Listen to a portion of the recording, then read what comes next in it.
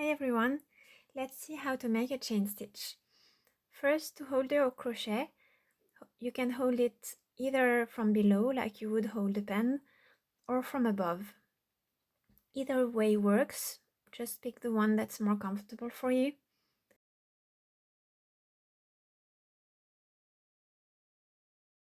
To start the chain stitch, we will make a slip knot in order to have one loop on the crochet and the yarn ball side of the yarn on one side and the short end on the other.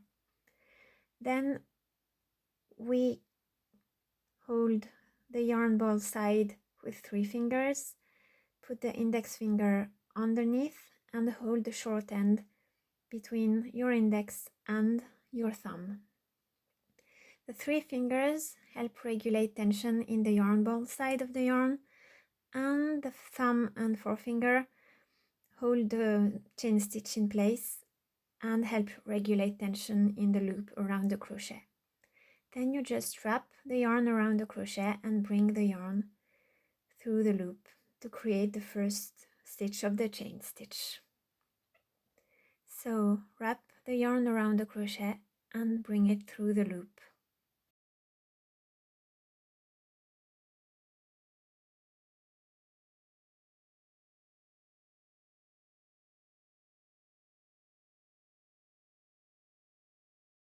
You'll notice that as the chain stitch becomes longer, we move the forefinger and the thumb closer to the crochet. It helps regulate the tension and create regular result. So if we try not to move it, you'll notice that it becomes harder after a while because the chain stitch is too long. And also the last stitches are looser and less regular than the first ones.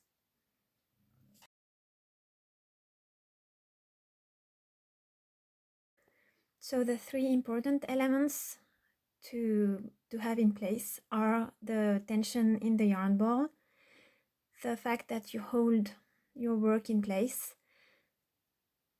and the third element is the way you hold your crochet, so the direction your crochet goes to. So it needs to be directed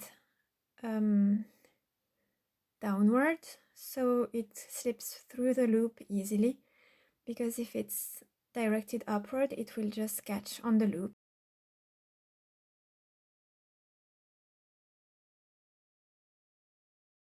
So there are different ways to hold the yarn and hold the work, but the most important is that those 3 elements are coordinated in order to get a regular result. If you are using a very slippery yarn, you can twist it around your finger to add a bit more friction and create more tension without having to hold it harder with your hands. So here I did the loop around the little finger, but you can use another finger or even like a ring to help create a bit more tension.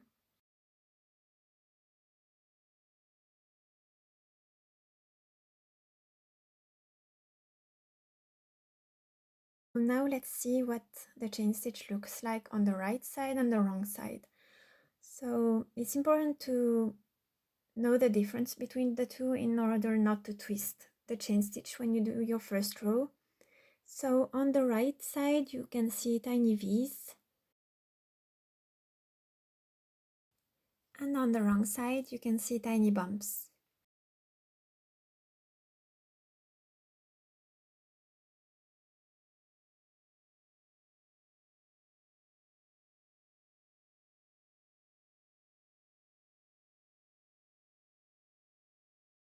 To count the stitches of your chain stitch, just count the tiny V's you have on the right side. So 1, 2, 3, 4, 5, 6, 7, 8, 9, 10, 11, 12, 13, 14 and 15.